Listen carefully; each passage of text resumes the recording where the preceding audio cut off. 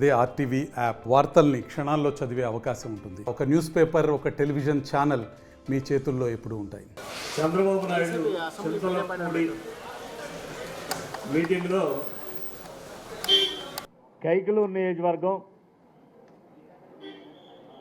దూలం నాగేశ్వరరావు గురించి ఆయన మాట్లాడారు. ఏం మాట్లాడారంటే,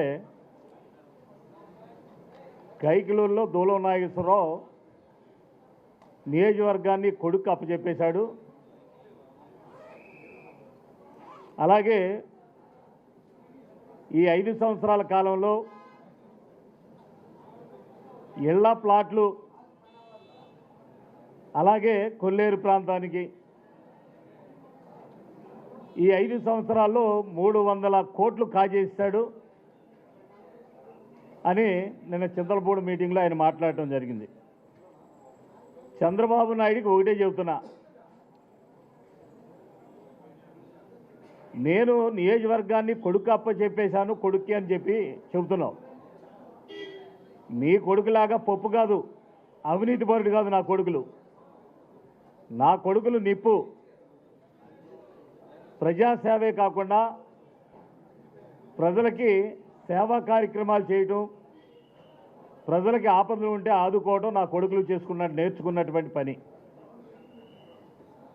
వాళ్ళని చూసి తట్టుకోలేక నీ కొడుకు పప్పు కనుక నా కొడుకుల మీద పడి ఎడుతున్నావు. అలాగే నా గురించి మాట్లాడుతూ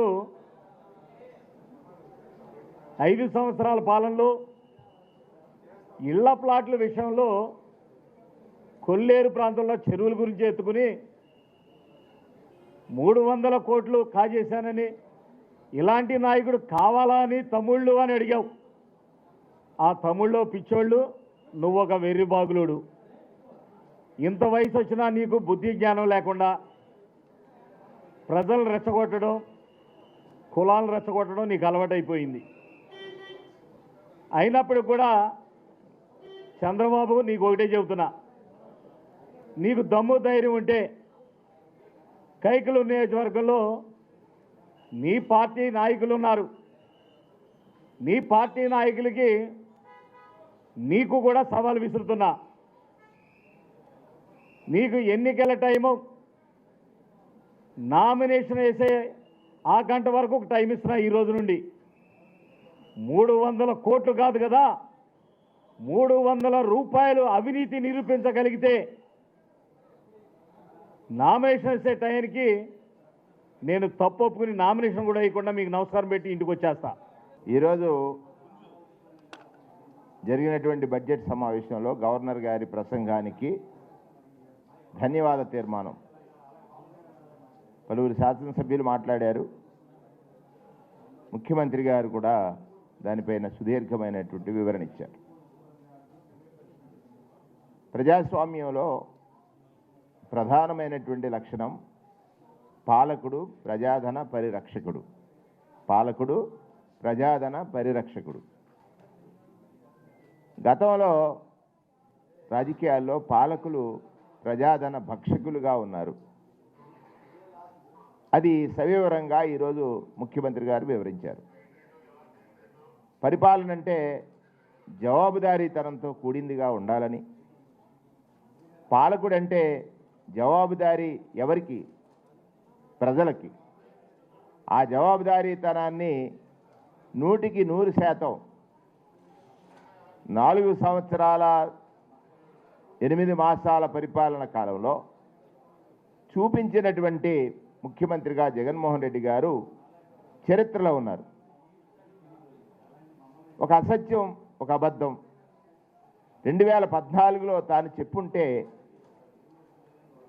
రైతులు నష్టపోయేవారు. పాలకుల పట్ల విశ్వాసం సన్నగిల్లిపోయేది. కేవలం 1% ఓట్లతోటే కదా, 1% ఓట్ల తేడాతో నాడు చంద్రబాబు నాయుడు ముఖ్యమంత్రి అయి 86,640 కోట్ల రైతు రుణాల్ని 15,000 కోట్లకే తగ్గించేస్తే, జగన్మోహన్ రెడ్డి గారు 2019లో రైతు భరోసా పిఎం కిసాన్ ద్వారా 30,200 కోట్ల రూపాయలు రైతుల ఖాతాల్లోకి వేస్తే ఇది కదా జవాబుదారీతనం అంటే. ఇది కదా ప్రజలకు ఇచ్చినటువంటి మాట పోషించుకోవడం అంటే. ఆ రోజు నేను అబద్ధం ఆడను, ప్రజలకు ఇచ్చిన మాట ఖచ్చితంగా అమలు చేయగలిగితేనే చెప్తాను, చెప్పింది ఖచ్చితంగా చేస్తాను అని చెప్పి కరోనా లాంటి విపత్తులో రాష్ట్ర ఆదాయం గణనీయంగా తగ్గినా కూడా ఇచ్చిన మాటని పోషించుకొని అనేక ఆరోపణలు ప్రతిపక్ష పత్రికలు, ఎల్లో మీడియా ఇవన్నీ చేసినా కూడా ప్రజలకు ఇచ్చిన మాట దైవానికి ఇచ్చిన మాట మాదిరిగా తన మేనిఫెస్టోని బైబిల్, ఖురాన్, భగవద్గీతగా భావించి జవాబుదారీ పాలన అందించినటువంటి ముఖ్యమంత్రి జగన్మోహన్ రెడ్డి గారు ఈరోజు శాసనసభలో చేసినటువంటి ప్రసంగం ఈ రాష్ట్ర పౌరులందరూ కూడా ఆలోచన చేయాలి. ఇవాళ మళ్ళీ ఒక అబద్ధం కాదు, గతం నుంచి అబద్ధమే. 40 ఏళ్ల రాజకీయ అనుభవం, 30 ఏళ్ల ముందు ముఖ్యమంత్రి, 40 ఏళ్ల రాజకీయ అనుభవం, 30 సంవత్సరాల ముందు ముఖ్యమంత్రి, 3 మార్లు ముఖ్యమంత్రిగా చేసి ప్రజలకిచ్చిన ఏ హామీ కూడా చేయలేకపోయాడు. 6 హామీలు ఇచ్చారే చంద్రబాబు నాయుడు గారు. ఆయన్ని అడిగారా పవన్ కళ్యాణ్ గారిని? ఆయన ఏమంటాడు, మీరు 2 సీట్లు ఇస్తే 2 సీట్లు ఇస్తానన్న పవన్ కళ్యాణ్ గారు, మీరు 2 సీట్లు ఇస్తే నేను 2 సీట్లు ఇచ్చానని చెప్పిన పవన్ కళ్యాణ్ గారు. 6 హామీలు ఇచ్చాడు కదా చంద్రబాబు నాయుడు గారు. ఉమ్మడి మేనిఫెస్టో ఉందా? మీ ఎజెండా ఏమిటి? తెలుగుదేశం జెండా మోయటమా? చెప్పేయండి అలా జనానికి. మరిన్ని వీడియోస్ కోసం ఛానల్ ని సబ్స్క్రైబ్ చేయండి, లేటెస్ట్ అప్డేట్స్ కోసం వాట్సాప్ ఛానల్ ని ఫాలో చేయండి అండ్ లింక్ డిస్క్రిప్షన్ లో ఉంది.